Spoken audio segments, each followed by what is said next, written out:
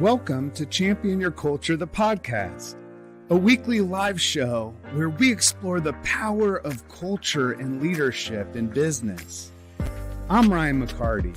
And I'm George Rogers, and we go live every week to learn from each other and hear from other experts about how to effectively champion our team members and ourselves. So join us live every Wednesday on our social networks or subscribe. You can listen to Apple, Spotify, and Google Podcasts. Now, let's champion your culture. Hey, and here we are. What's up? That's as easy as it starts, doesn't it? Easy like a Monday afternoon. Oh, easy like a Monday afternoon. It's not the same thing. We like to sing. We like to sing and have a good time. And we want to welcome everybody again to Champion Your Culture, the podcast powered by Culture Good. But we have a special guest in here that has heard our tunes right off the bat. And now, Miss Katara, welcome. Queen Katara, the Katara McCarty, 75K McCarty. We got all the names, but listen, we have a voice of an angel. It just died. Oh my God. Welcome to the podcast, Katara. Wow. Thank you for having me. That was what an intro. I didn't know singing happened. Oh, singing happened. We do a lot of singing on this Maybe show. I'm just going to throw out just some advice. Yeah. Maybe you shouldn't sing. I don't know. I don't know. No, I'm just Well, kidding. I'm just we kidding. definitely want more viewers and more audience, so we'll take that into consideration because we're not really sure how things.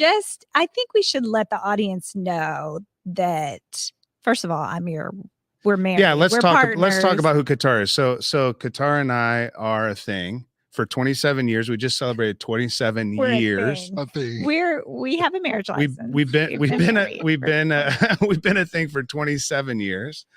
Just celebrated our 27-year anniversary, and we're really Crazy. excited to have you on today because you just won the NBA pitch competition. But listen. Yo.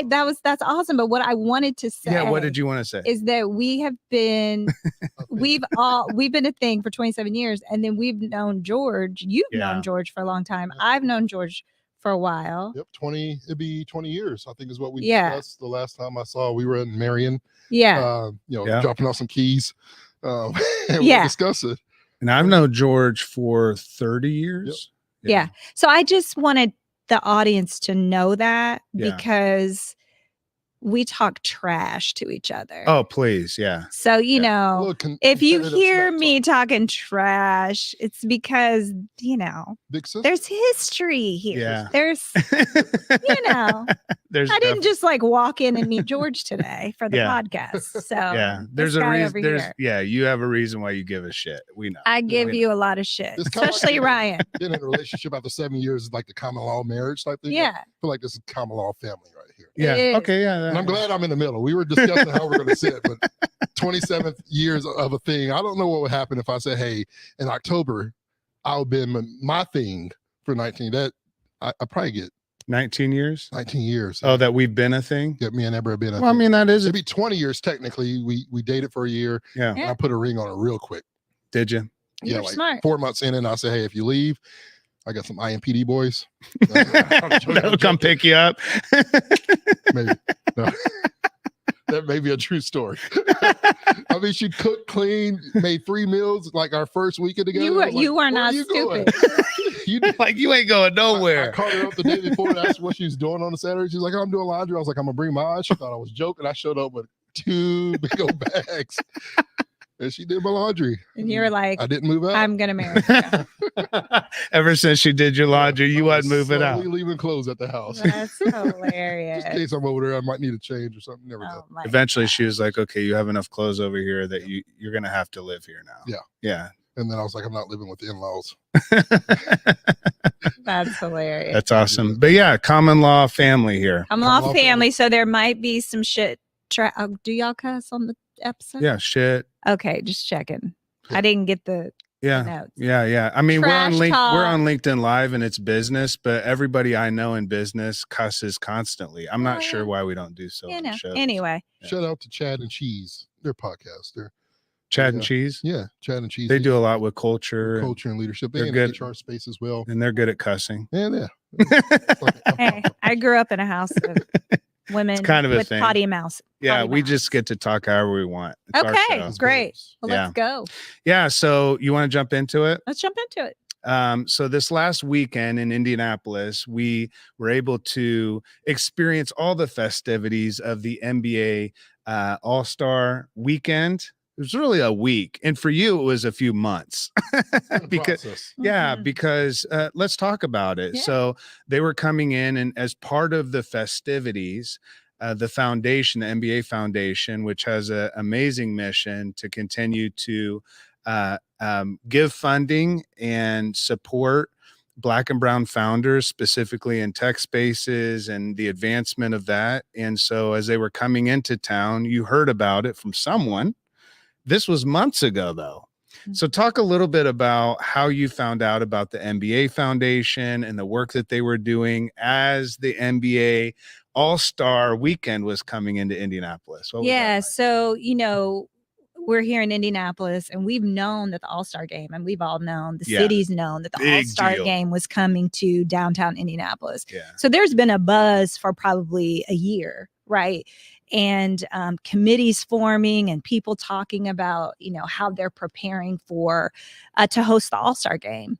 And so we were excited just because we live downtown, right? We're like, ooh, we about to be a part of all the things. So it was exciting just hearing about it. And then later in the year last year, I was approached by Be Nimble Foundation. Shout out to Kelly Jones and Jeff. We love Kelly. We love Jeff. We love all the people. Love Be Nimble. Love Be Nimble. Shout out to Be Nimble. But they reached out to their network of diverse founders and encouraged us to apply those that fit within the requirements that the NBA Foundation had put out there, encouraged us to apply. So I applied and I was selected. I guess that would have been late December to be, I was one of the semifinalists. Yeah. And then we had to pitch, I guess that would have been 3 weeks ago. Yeah. In front of, actually it was at Gamebridge. The semifinals was at Gamebridge. It was so cool. It was so cool. So neat. Huge stage. We were able to pitch there, and then I advanced to the finals, which happened during All-Star Weekend on Saturday. But leading up to the finals, the NBA Foundation is all about really empowering Black and brown founders, giving back to the Black community, specifically Black youth, Black entrepreneurs, really about economic empowerment of the Black community. And so they launched the NBA Foundation several years ago.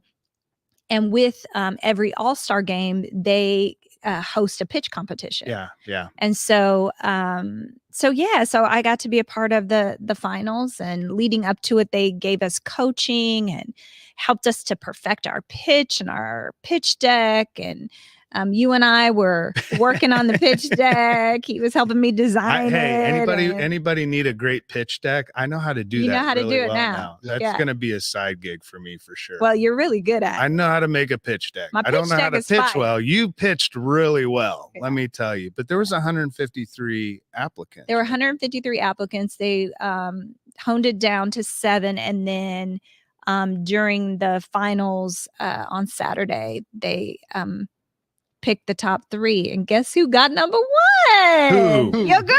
Hey! She did. We give a lot of claps in our podcast, but this is a really big one. So talk about, like, what is that? You got first place. I got first place. Out of 153 people that tried out for this. Yes, I got first place. We pitched in front of a panel of judges. Tamika Catchings was one of the judges. 50 Cent. Do y'all know who 50 Cent is? Y'all know who 50 Cent? Oh yeah. No. Take me to the candy shop. Let me lick the lollipop. Oh no, I'll let you lick the. Oh, that's what. We shouldn't go all the way into the song. Okay. No. Shout out to 50. It's 50. Man. It's 50. Many. Oh, that's a better one. Okay. Yeah, he picked the wrong. I go straight for the candy shop. My bad. He was one of the judges. Jalen Rose was one of the judges. A couple other judges.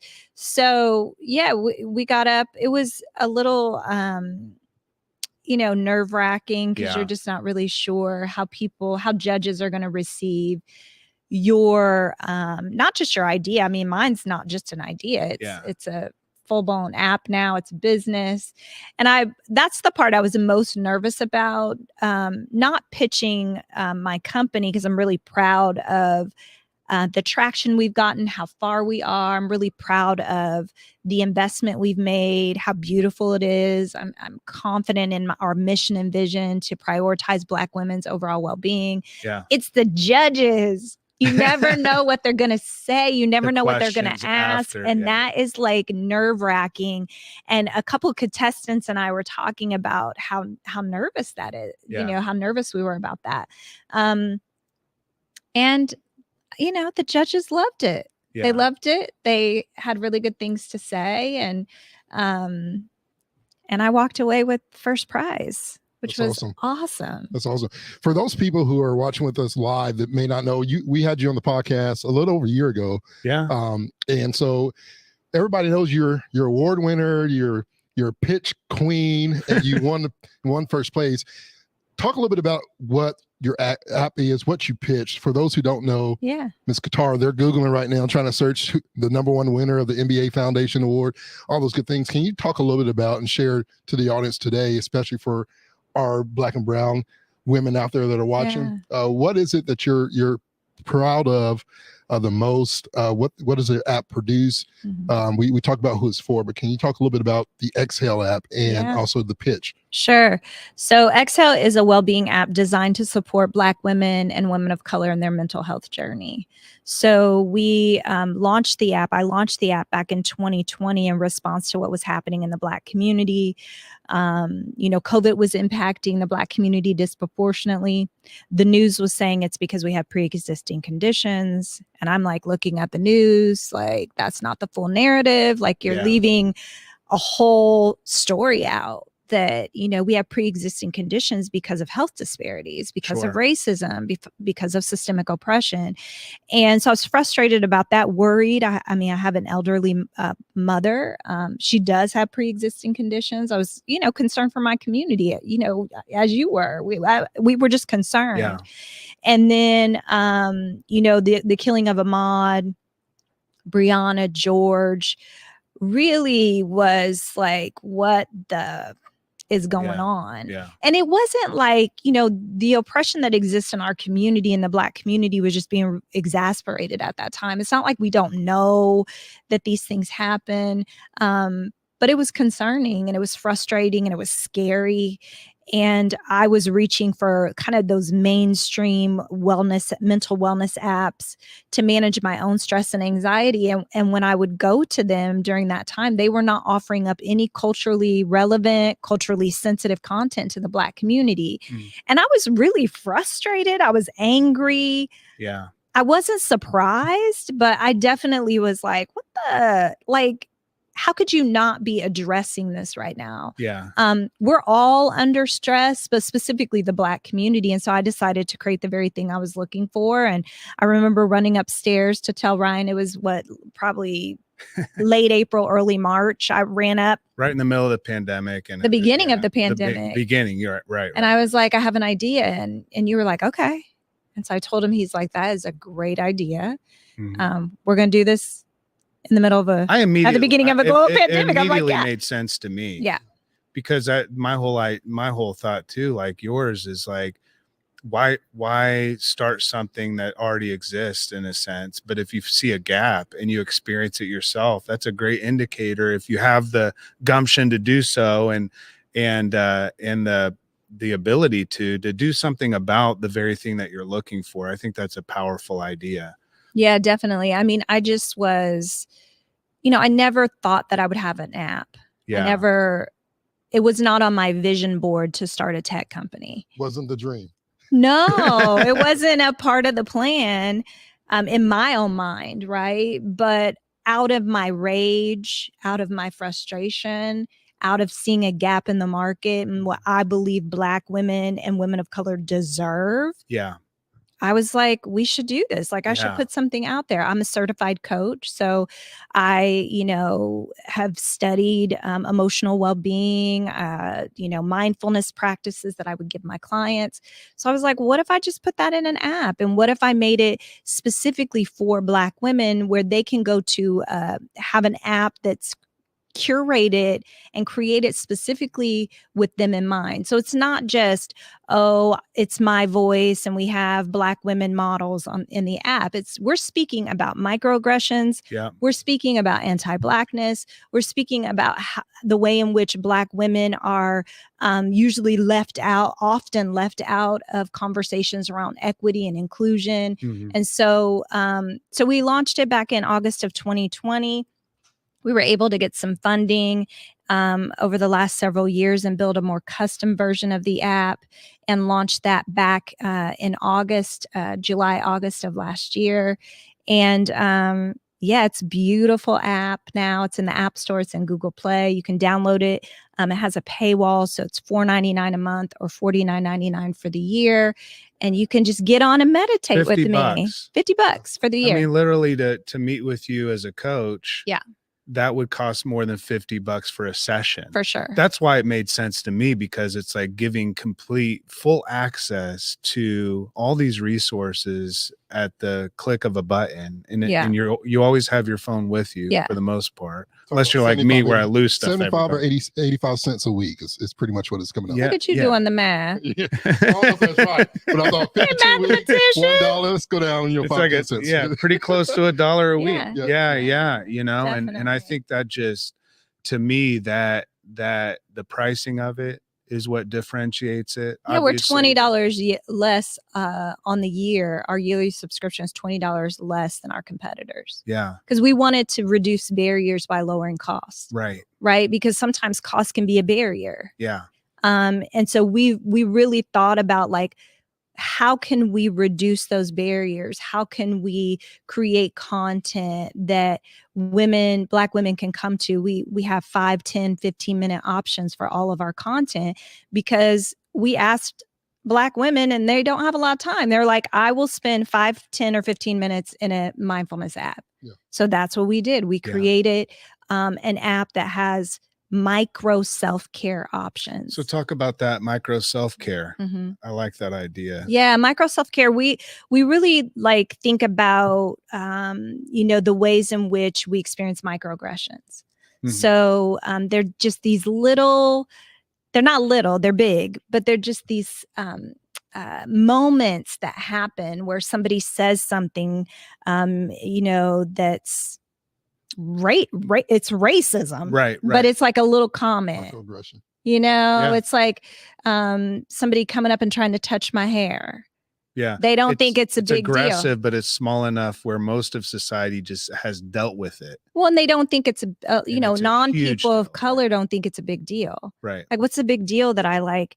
Your hair is spongy and yeah, your hair's curly today, but it was straight yesterday, and I just want to touch your hair with it. Like, that's a microaggression, right? Yeah. And so we experience those every day. We're kind of out moving in the world, and so we wanted to approach our content through, like, okay, if I'm experiencing a microaggression at work, somebody said something off-putting, racist to me, I can get my phone out, put my little AirPods in, go to the bathroom, go to my office, and 5 minutes I can decrease my stress. Because what happens during those moments is our stress level gets activated, our nervous system gets activated, and it goes into fight, flight, or freeze mode. So if you've ever, for example, if you're, I like to use, like, if you've ever gotten in a close fender bender where you almost got in a wreck, and your face gets hot and your hands, and you kind of feel your nerves, and you're it happened, but it didn't happen. Exactly. And you feel shaky, and afterwards your internal parts feel shaky. Like, that's because your nervous system, your fight, flight, or freeze mode got activated. That happens to Black people all the time. Yeah. And so instead of just oh, I just got to brush it off. It's like, no, let's move our nervous system over into a state of calm. And we can do that through breathwork techniques. We can do that through meditations. We can do that through listening to calming sounds. We can do that through shake it off methods where you just shake your body. Like there's so many ways to do that. And we wanted to give women, Black women, micro options, right? That. So I can do this for 5 minutes. I don't have to spend 45 minutes in a meditation or in a yoga class. While that's awesome, and if you have access and time and resources to do that, beautiful. But if you don't, exhale can just be like in your little mental health toolbox that you can reach for in real time, and for 5 minutes, 10 minutes or 15 minutes, decrease your stress and shift your nervous system. Okay. So, we just do a little something over here. That's good, because a lot of people don't have that time at work. Maybe they only have that 10-minute break, before and after lunch or whatnot. And so those are important, moments to be able to have that short breath, breathing, moment, or just close your eyes, meditating. I recall, and one of my favorite things that I've seen, because she's famous here in Indianapolis, at least to me, is that I saw you on the news station doing the shake. You saw that? Shake it off technique. I know her. And here I am. I find myself shaking, right? And I'm like, what is this doing? So it's really cool that happens. I want to touch on this microaggression, because for me, I remember the first time ignorance was removed, right? I'm used to people, touching my hair. At one point for like 8 years of my life, I had an afro, and I was just used to, white people touching my hair. Didn't think anything of it until an older Black lady said, why do you allow that? Yeah. Can you touch to those people, especially even younger people, or even people my age? I was 29, 30 years old when I learned what microaggression was, and to really be educated on it. I was educated only just 6 years ago.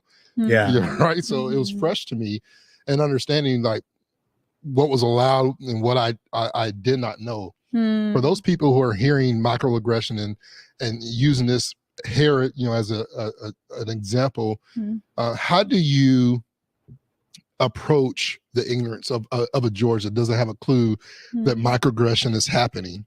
How do you expose that? Because they're going to get into the app and they're going to see some of these small tools. What's the education piece that you can give to the Black and brown women that may come across your app and say, man, I never heard of this. Now, how do I change this culture or this atmosphere that I've already allowed, not necessarily created for myself, but somewhat allowed during ignorance? Because there's a lot of things that I had to stop. Or stop other people from doing, set boundaries. Cut off, because they're so used to it. I'm like, hey, as I've learned about myself, there's a lot of things I had to cut off. Yeah. Right. And by cutting off people, you cut people off too, which I'm blessed to say that I'm glad that I got dead weight. Talk about a monkey off your back. So to speak. How do you go about approaching a George that says, I never knew, or Georgina that comes across your app and says, I never knew about this? Well, I think that, the Black community has just experienced systemic racism, 400 years, right? Like it's, slavery and, chattel slavery, and just what our ancestors had to go through. And then, Jim Crow laws, like all of the things that we can trace all the way back to when we first got here. Right. And, we've a lot of times just show up in the world and just take it. Right. It's like just kind of experience it as it comes. It's like you getting people touching your hair. There may have been a moment where you did feel uncomfortable, or where you were like, that was kind of weird or whatever, but you just learn how to just brush it off, and you just keep it moving. And it's like my grandmother would say, like, mind your business, keep your head down, don't lose your job. Like, you just figure it out. I know my mom, she was in nursing, and she would get called the N-word by patients. They didn't want her in the room, and she would have to go and tell her, direct report, and they would have to, shift her patient, like, okay, now don't go in that room anymore. But she still experienced racism. And so I think that we have to just acknowledge how we feel about the situation and say, actually, I'm not comfortable with that. Yeah. Actually, that wasn't okay what that person said or what that person did. And I think now we have more language to describe how we feel, to be able to say what that actually was or what actually happened. But when you're, in predominantly white spaces, it's hard to even acknowledge, like, was that just me, or was I racist, or you know what I mean? It's sometimes difficult to be, and society has, put that on us to like ignore it, or to to be like, oh, that actually didn't happen like you think it happened, or they really didn't mean it, and you do that they meant well. They're not bad people. Professional cover-up. Yeah. And so then you do that internal dialogue to talk yourself out of what just really happened that was harmful. Yeah, right. And so I think that there is an uncovering. I think that there is an awareness that has been happening, for a long, long time. To help equip us to have the language to say what that was that just happened. Yeah. And so, you can't always, it's not always even safe to say what happened, right? It's not all of us work in safe cultures. That's true. Work cultures that would, that you could go to your direct report or whoever's over you or a colleague and say, hey, so-and-so just did this and that was a microaggression, or so-and-so just said this and that was racist, and they understand and embrace and support you. Like, it's not always safe for us to even call it out, but I think it is empowering for us to understand, like, that's actually not okay. And not that that's one part, and that it's causing hurt and harm to us and to our mental health, to keep enduring, to keep, those things keep happening to us. It impacts our mental health and our emotional well-being negatively. So if I don't have a work culture where I can go talk to somebody, I can download Excel app and shift my nervous system, because it's impacting us in real time. Negatively. Didn't like the CDC and American Medical Association, when was that? So in 2020, the CDC and the American Medical Association declared racism as a public health threat for the first time. For the first time. This was in 2020. So this was a significant acknowledgement from the medical community around how racism negatively impacts our mental, emotional, and physical health. It's abusive. It is. And so that's true, right? I can't necessarily change the people I'm interacting with, right? I hope that they would read some books. I hope that they would educate themselves. Google something. I hope that they would understand. Don't be going around touching my hair, right? If they don't educate themselves, right? I can't be responsible for that. I think a lot of specifically Black women have, maybe not necessarily taken on the role, but been asked by non-people of color, white folks, educate me. That's not our job. That happens. It is your job. It's your job to educate yourself.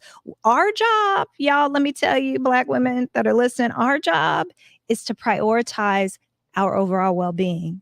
So if I need to step out for a second after a meeting and do a deep inhale and exhale, shake that off of me, like whatever I need to do to take care of myself, I have to take care of myself, because unfortunately, I don't think racism, systemic oppression will be dismantled in my lifetime. And that, even saying that, makes me really, really sad. Yeah, sure. But what we can do is manage the impact and the effects that it has on us. So that's my work, is to say, this thing is out here and it's harming us.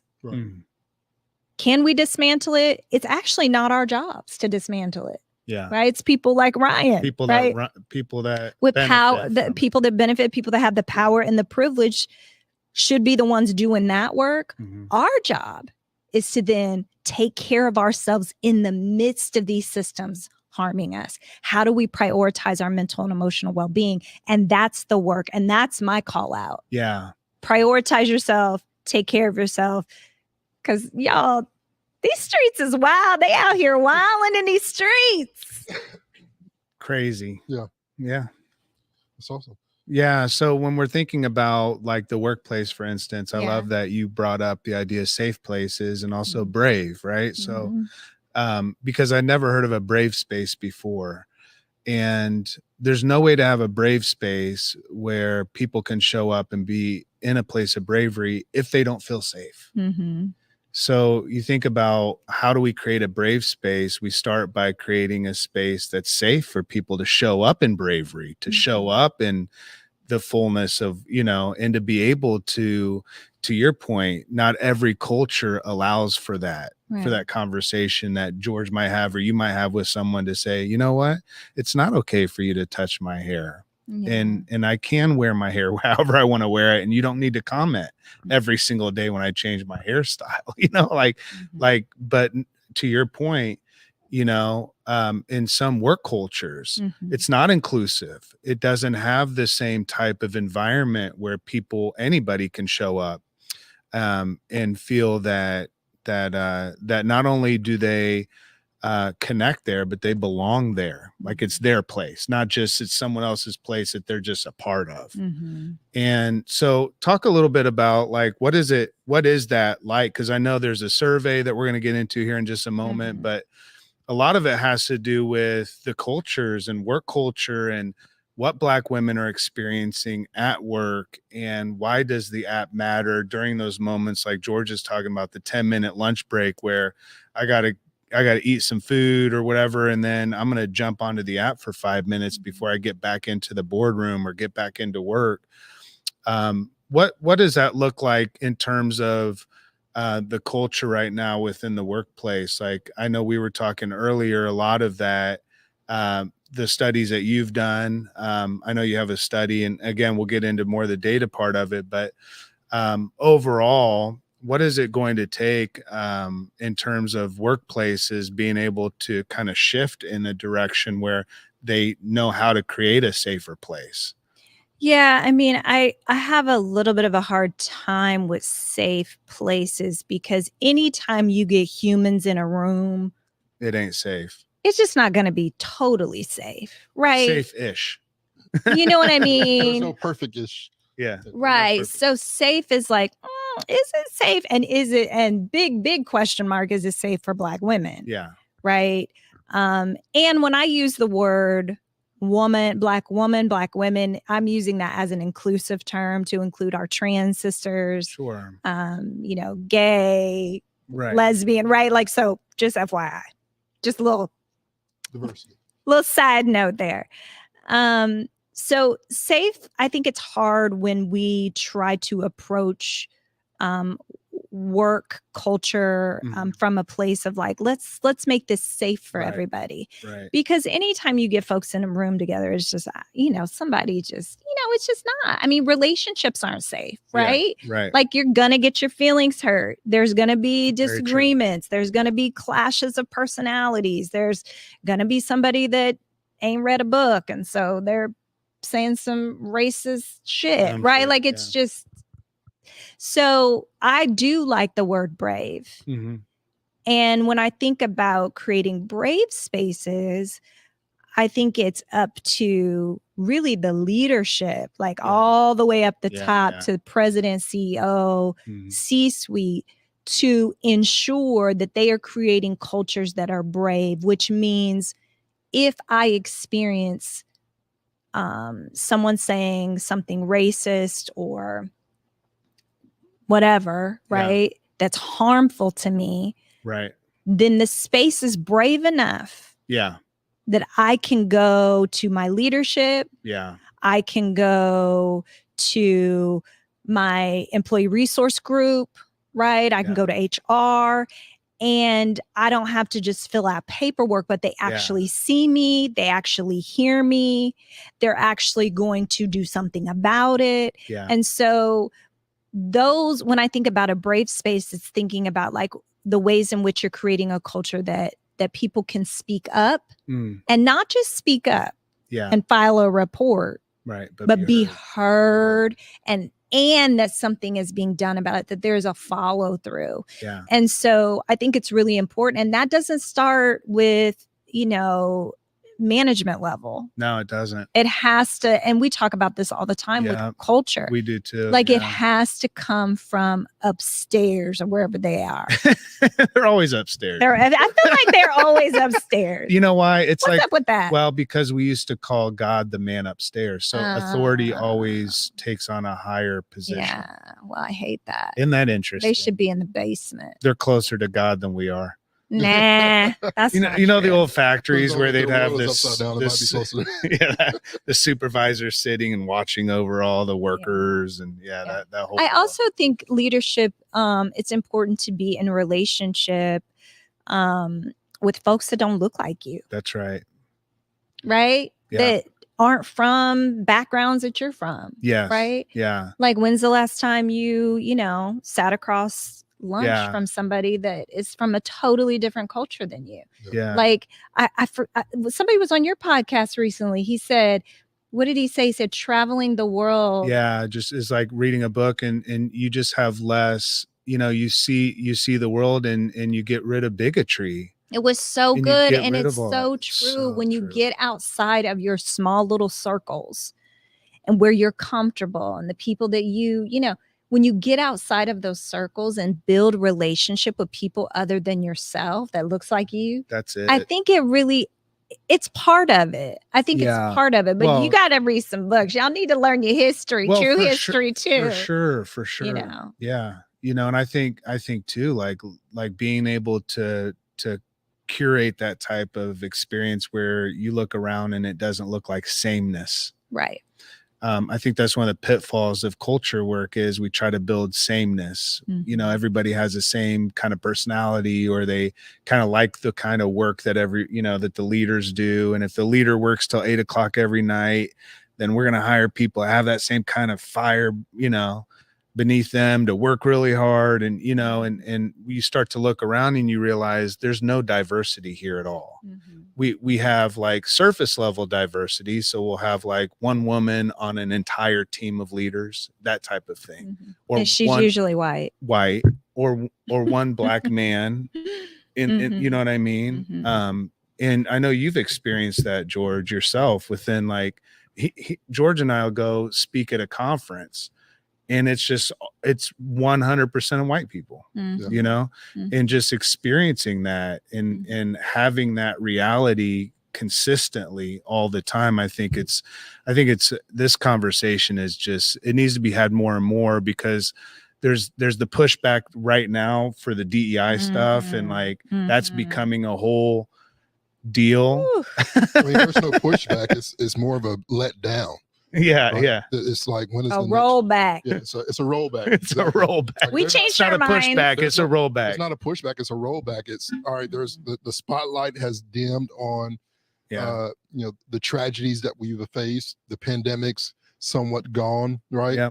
They're not seeing the knee on George Floyd's neck anymore. They're not seeing that pain, and so I think that's the difference in separation. Of what it feels like to be black versus and seeing that, because for me as a black man, it's like, when am I next? Absolutely. Right? That's the mentality. Absolutely. When we talk about mental health. Yeah. Just today, I had a cop come out of nowhere, following on a highway, nice red Tesla, my white Tesla, both got tinted windows. Theirs were actually darker. Yeah. The cop moved from away from him to behind me. Mm-hmm. Now the cop doesn't know which one's black or white, but in my mind, because the person rolled down a window and asked me what year my car we were talking, I knew it was a white man.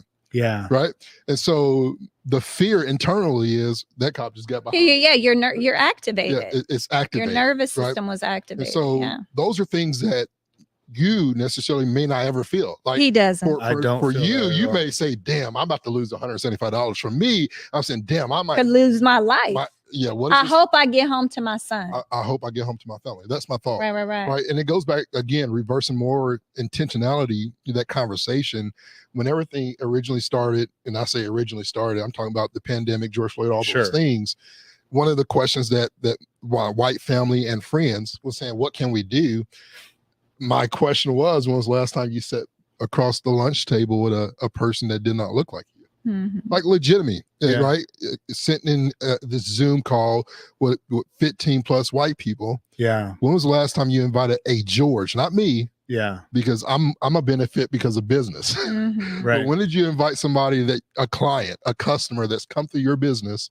When have you sat next to somebody who could not do nothing for you? Yeah. And 0 people were able to raise their hands. So when we talk about DEI, we talk about this racism, and we talk about how can we be better as a person, as a white person. Yeah. Right. The question is, when's the last time you were intentional? Yeah. Right. And not even from a C-suite level, it should start there. Yeah. But even for just people in general, for our audience, when was the last time you didn't sit at your table with your friends or your clique that is not necessarily a clique, but it just so happens that we always sit next to each other. Sure. And we're work buddies and work girlfriends, whatever it may be. When was the last time you were intentional on that? Yeah. Right. And so I think those things as a loop connect. Relationship. It goes into the relationship. It goes to the culture that's created. Yeah. When we talk about culture, it's the behavior that we see that everybody in the business world wants to fix. Right. But the culture is how you just made me feel by not including me with that's culture. And also including me. But when I'm not in the room, are you advocating for me? Yeah. Are you defending me? Are you my ally? Are you showing up in allyship? And I think non-people of color can take that challenge that you just gave, the challenge that I just gave. Like, let's diversify who I'm interacting with.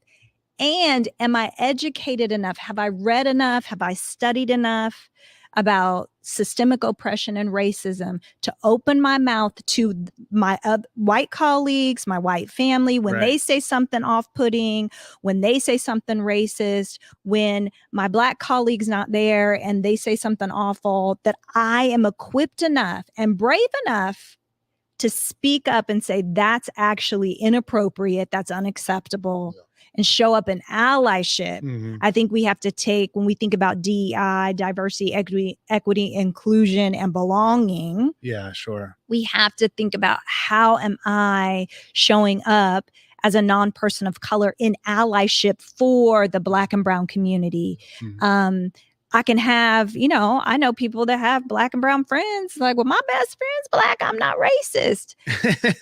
Right. Okay. Yeah, exactly. Okay, great. Glad that your BFF's Black. Are you showing up as an ally, not just for your BFF? Yeah. Right? But for the people in your workplace, like, how are you doing that? And that takes a lot of unlearning and relearning. It takes a lot of educating yourself to be able to show up in allyship and as an accomplice for the Black community. And bravery. Because I think we're trying, a lot of people, including myself, I mean, at the end of the day, a lot of people save their own ass.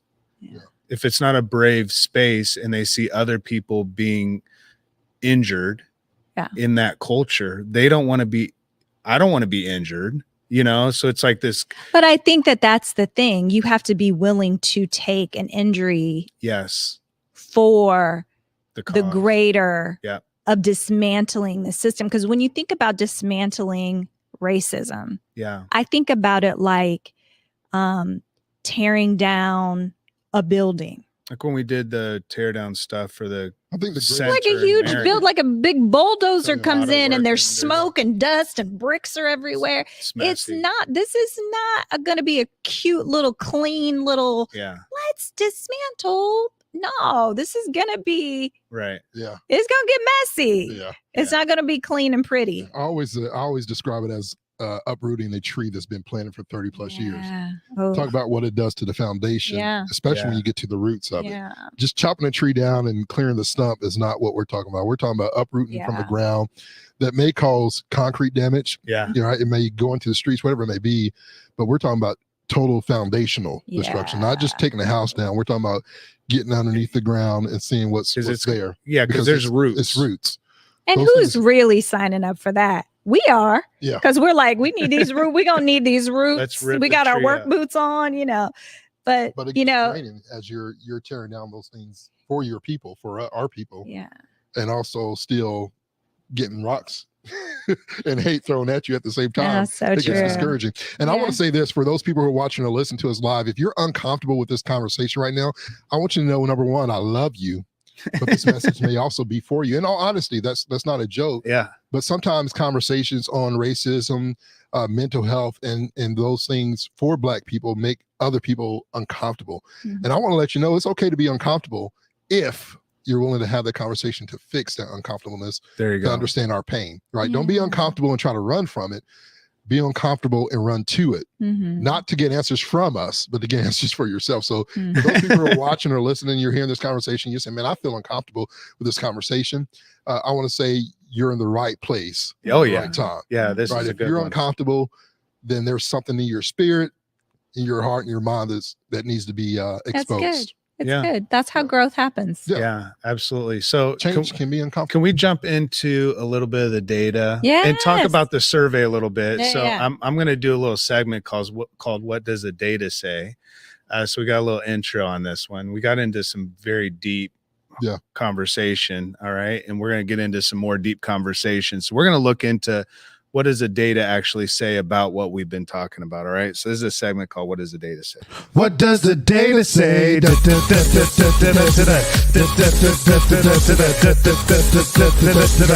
does the data say?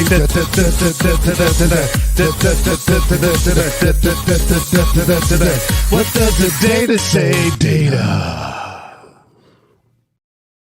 Data. Yeah. At the end of it says data. Oh. Yeah. So you remember the song What Does the Fox Say? Yeah, that was George and Ryan's. Look at you. We mixed it up a little bit. You know, we try to be cool. I think that relates to a lot of 10-year-olds out there. You know, like, now they're probably 20. Although what does a fox say? Kids are probably 20 years old. I have a question. Is it data or data? Ooh, that's a question for George. It depends on where you're from. Totally. Oh, okay, it's like one of those things. It's like pop and soda. What do you say? Data. Yeah. But sometimes I'll say data. Yeah.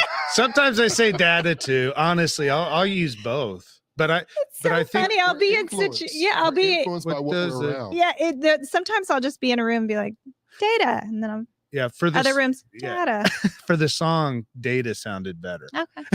Just questioning. Just a question. That is interesting. Everybody watching right now, if you're live right now, throw in the chat. If it's data, put a Y. Day, D-A-Y. If it's data for you. If it's data, spell it correctly. Which one do you do? Data, number one.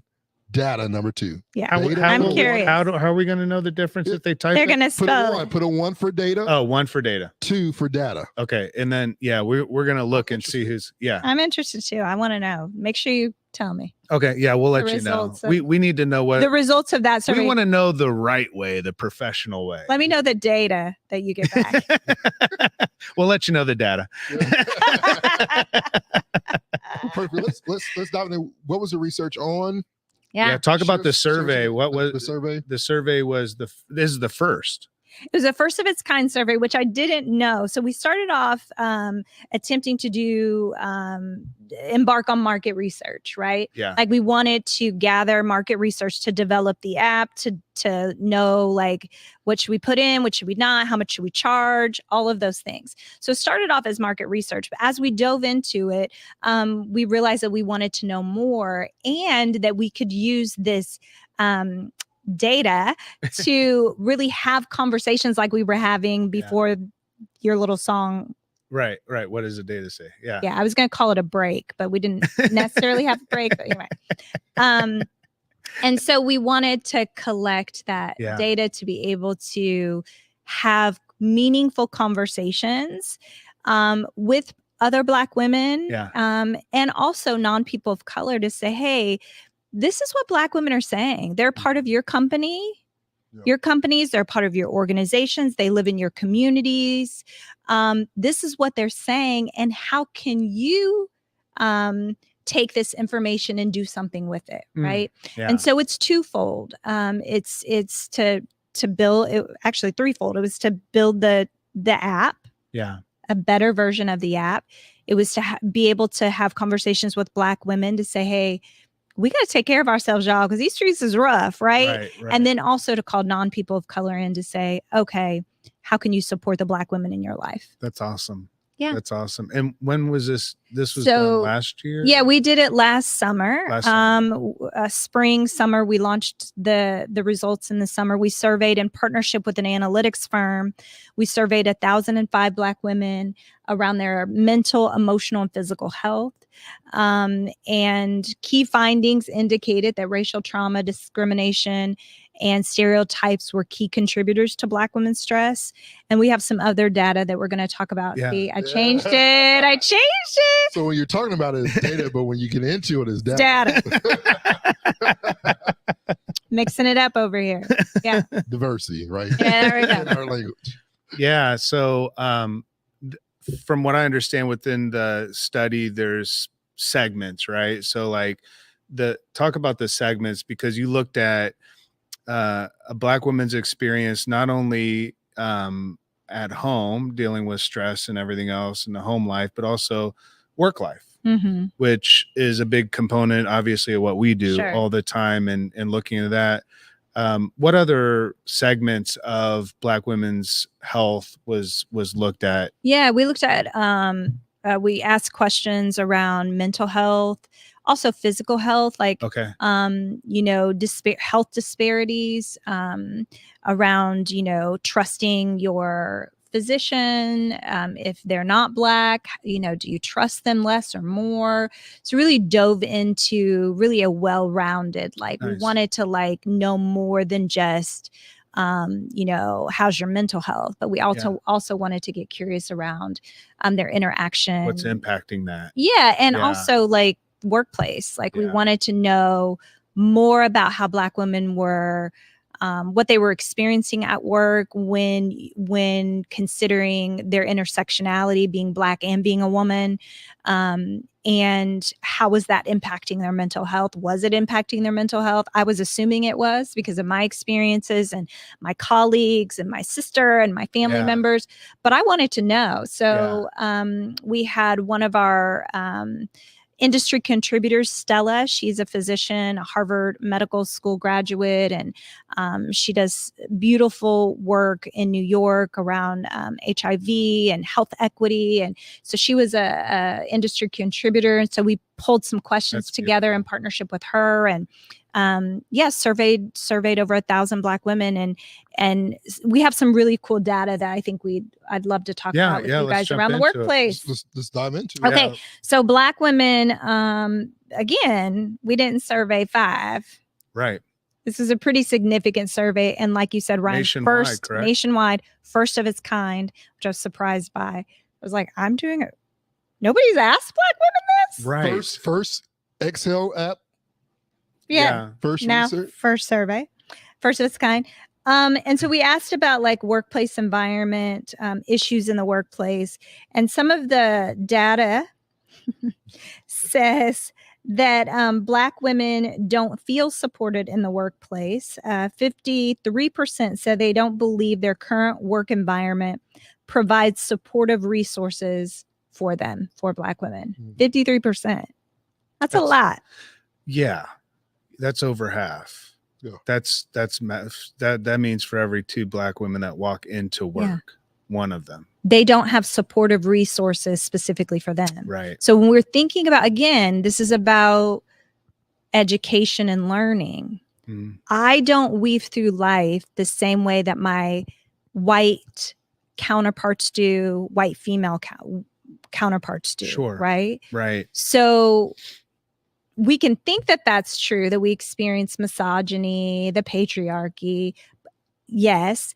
And Black women experience racism, anti-Blackness, right? Yeah. So that's an added layer of stress, an added layer of anxiety that we have to experience, and have to weave through life with that reality, right?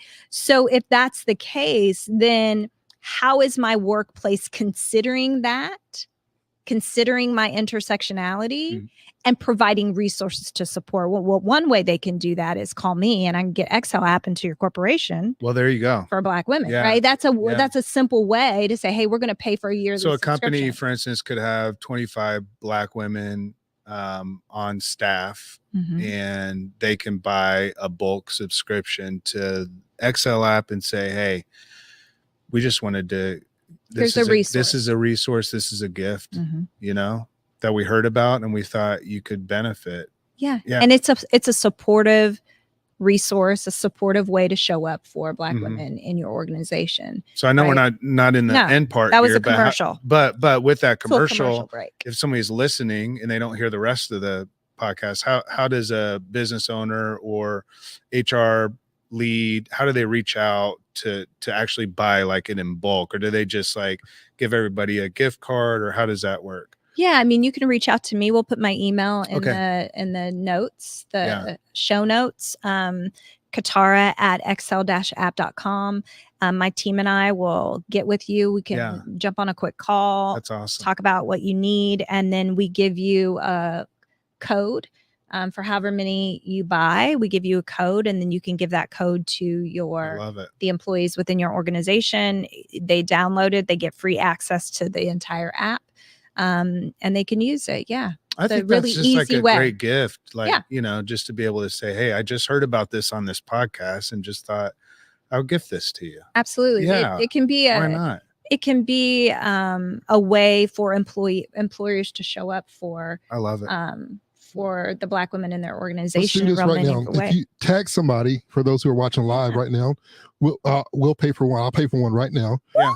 Let's go sales. Tag a Black or brown woman that maybe at your workplace. If you know somebody that could use this app and be blessed by it, we want to give one. We'll announce. I'll DM that person myself, and we'll give one out that they can experience. I believe in it. I actually have it. I know I'm not a female. No, you can use there's some good breathing treatments on there. Yeah. I just love it. There's some sounds. Yeah. Dr. Stephen Shepard, our guest that we just had back a week ago, was on there sharing some of those sounds, something that he does. And so I love it for myself. So I want to gift one to one of our audience today. I love that. That. Yeah. Yeah. Back to the data. Let's okay. Another one of the other, another data point. We're talking about workplace. 50% of Black women indicate that there's no company culture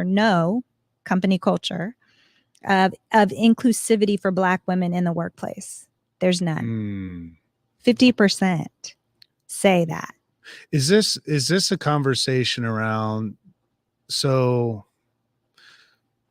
do you think that the DEI efforts have made a difference? You know what I'm saying? If they're saying that, I'm like, maybe well, I mean, you have to listen. Stuff you is have to listen lacking. to. You have to. That's why because it's all surface level. That's why we did this survey. Yeah, because we can. Again, when you think about a lot of industries, who's at the top? Right. Yeah. It's usually not a diverse leadership team. Specifically, the higher you go up racially those stairs, diverse. The less diverse things look. Let's in be most honest. Industries, right? So if that's the case, they're making decisions, or maybe have a DEI lead that they brought in that's a Black or brown person, right? And they're trying to come up with like, what can DEI look like, or this company did it this way, so we'll adopt that. And what I'm saying is, how about we ask? Right. Yeah. How about we just ask? Let's have this conversation. Yeah. Black women. Yeah.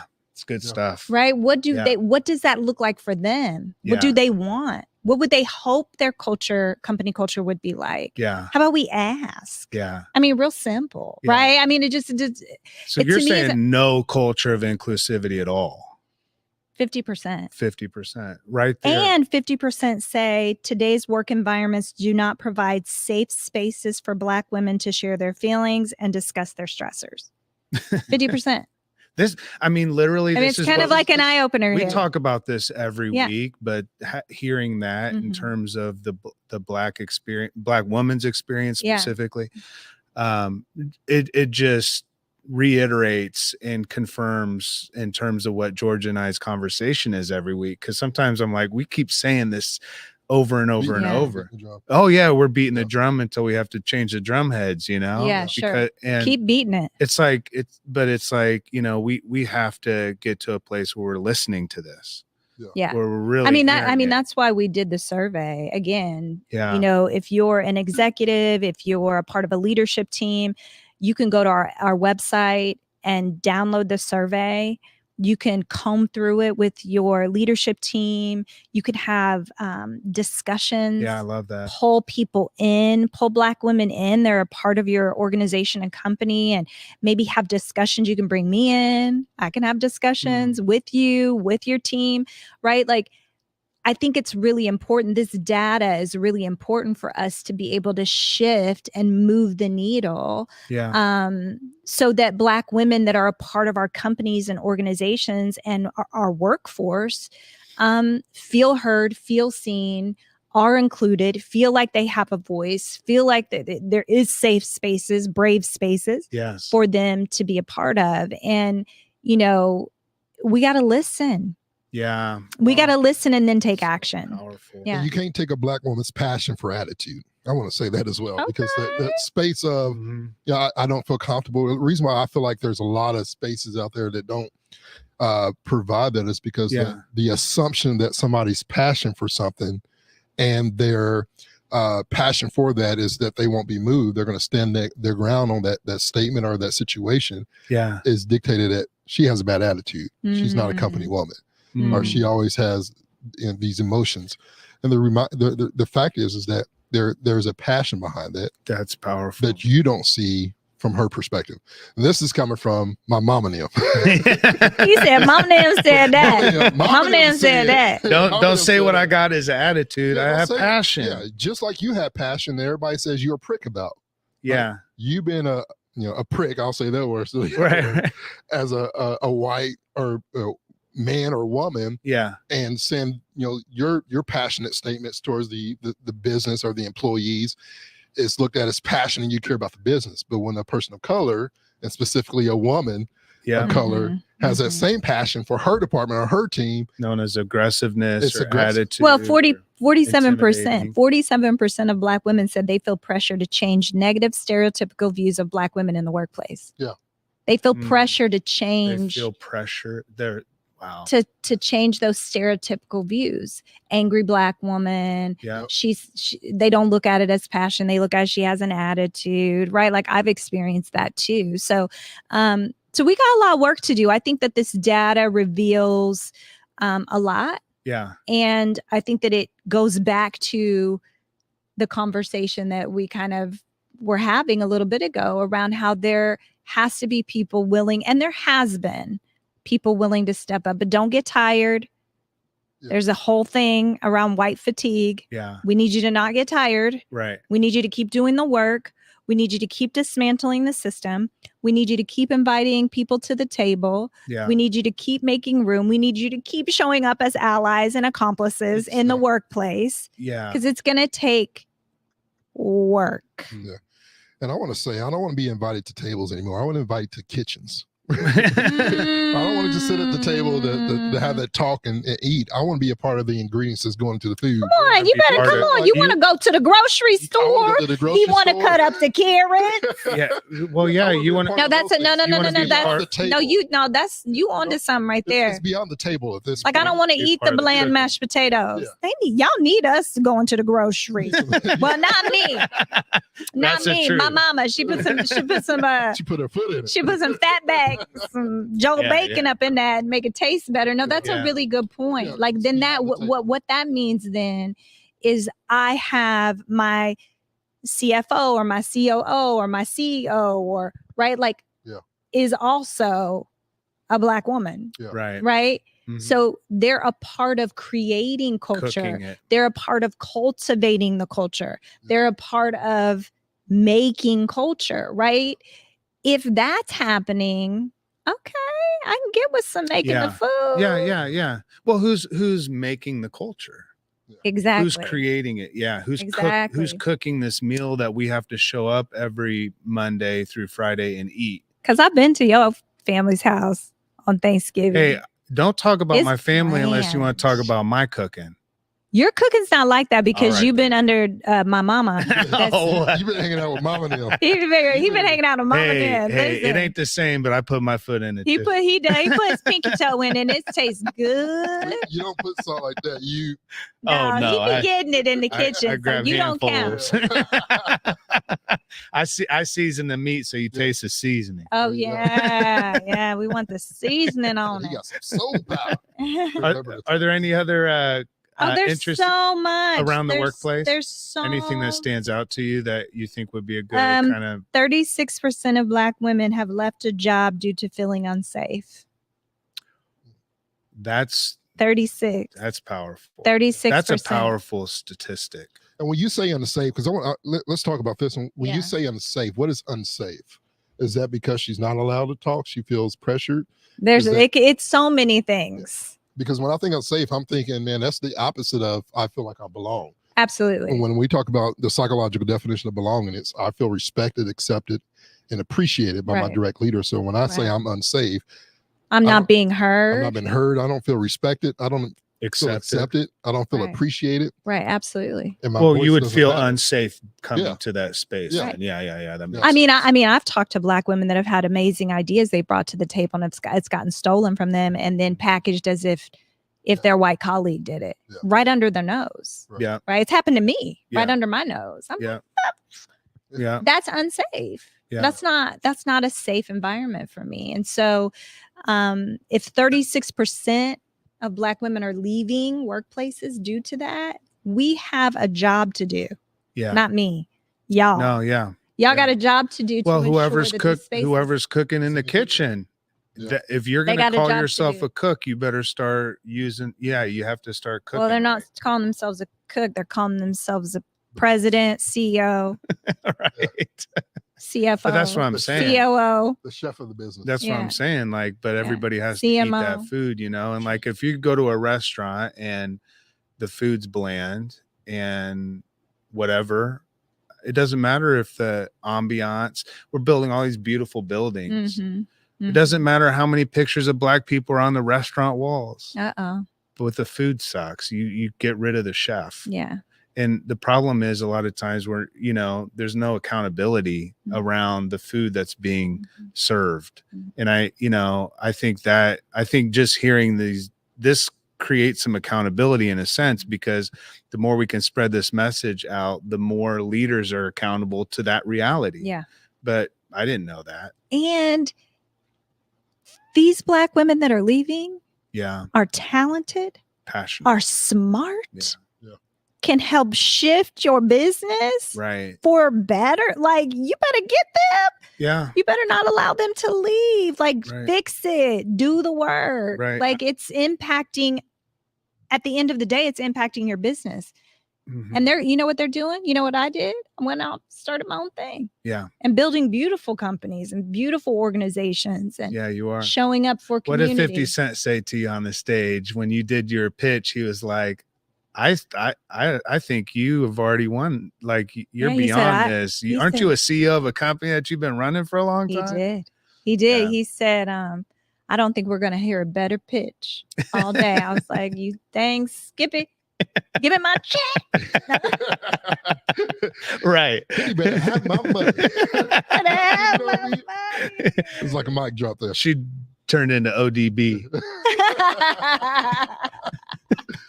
Oh man, gotta have the money.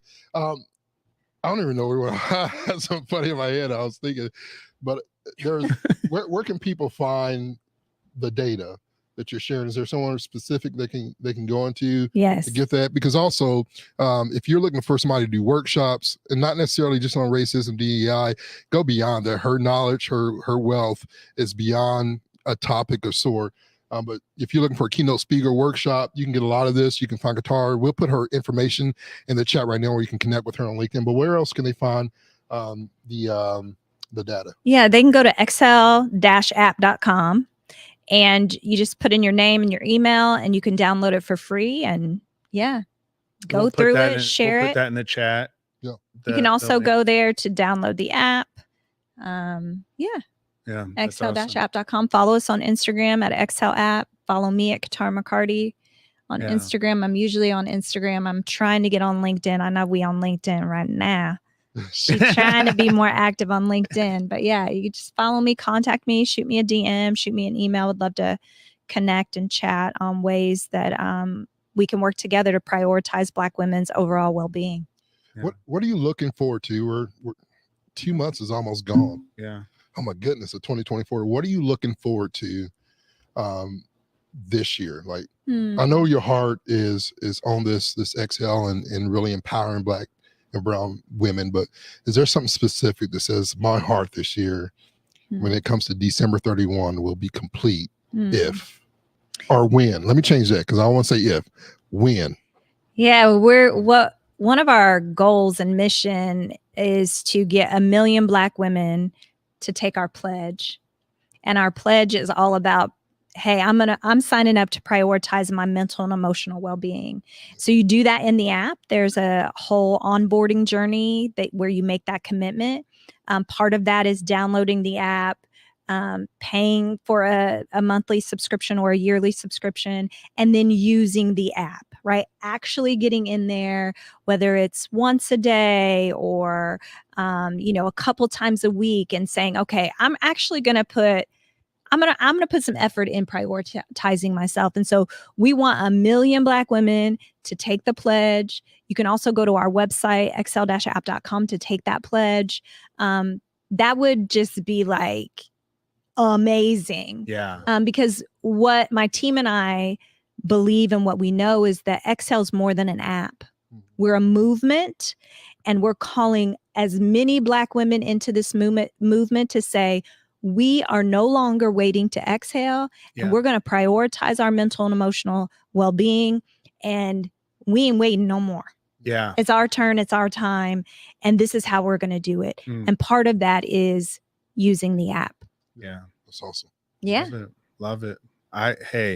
If 1 million Black women are pledging to do that, the type of movement and impact that's going to have across the entire community, because it'll just be shared more and more. Absolutely. Black women are sharers. So Yeah. they're going to share it with the men in their life, the children in their life, right? If Black women are healthier, our community's healthier. Yeah. Our world is healthier. Yeah. Our workplaces are healthier. So when we prioritize those that are on the furthest of margins, everybody wins. Yes. Yeah. Nobody's getting left out when we prioritize Black women. Let's be clear. When we prioritize Black women's health, mental health, emotional health, physical health, then everybody's health We all benefit. will be better. Yeah. Yeah. Love it. And as we end here, we were laughing this morning. Katara, we were about to head out, and Katara's like, "Oh, I get to be on a really cool podcast." Really, I said I get to be on a really famous podcast today. And literally, I had just gotten out of the sauna. My brain wasn't working. I knew she was coming to be on our podcast, but she's got so many other things going on. I was like, "Oh, you're gonna be on Goop?" With He said it's Goop today. Yeah, because she was invited to go on Goop. So my brain went to a really famous podcast. Hell no. I shoved him in his arm. We were walking home from the gym. I said, "Culture good." And he goes, "Are we famous?" You just made us famous. Oh, I said, "After today, you will be." For sure. But thank you for being on, and thank you for your work, because, well, I know what it means. Yeah. I know it's work. You've seen the blood, sweat, and tears. Yeah, literal. Yeah. And sure. it's been an adventure, Mhm. and you've created brave spaces for yourself. Mm-hmm. Which obviously in the workplace, we don't want people having to do that, but you've done that. And that's really blazing a trail, I think, that creates an opportunity for others to walk after you've walked it. And so thank you for taking that journey and walking that path, specifically not for every Black woman on earth, but specifically for our 2 daughters. They get to walk that path now. So thank you. Yeah. I'm about to start crying. You are, and she's over here like, happy tears. It's happy tears. Yeah. You are Black History. Oh. We end this month, Black History Month, and I want to shout out my sister. I'm just claiming it. Yeah. For what you're doing. when you get tired for doing well, I want to be there with Ryan. You got to be first. That's your woman, man. Little brother be here to help hold those arms up for the work you're doing. So we want to, as your champion, what you're doing, we want to support you as well and continue to do that. Don't give up. And I'm excited about the future. Me too. It's just the beginning. I know you've been doing it for a while. It gets better from there. It's going to get better. So I'm excited about that. Everybody look forward to connecting. We got all the information in the chat, and connect with Katara. Follow her, follow Excel. You will not regret it. All this education and this energy, I get to feel it in person. I feel like I'm sitting next to a famous person. She's been on stages that I dream of. And so the work that she's doing, you will be blessed and encouraged, and maybe convicted. Conviction is a beautiful thing as long as you change it. And so appreciate it. Download the Excel app, go on excel-app.com and check it all out. And as always, we love you, and we'll see you back here next week on Champion Your. You have to join us on this one. All right. We love you. And as always, we'll see you back next week on Champion Your Culture. Thank you. Hi, friends. Thanks for joining us on Champion Your Culture podcast today. We're so excited that you're here and want to invite you to connect with us. You can watch the show weekly on Facebook, Twitter, Instagram, YouTube, or LinkedIn, and listen anywhere you get podcasts. Subscribe today to get new relevant content each week on how to champion yourself and your team. Thanks again for listening to Champion Your Culture.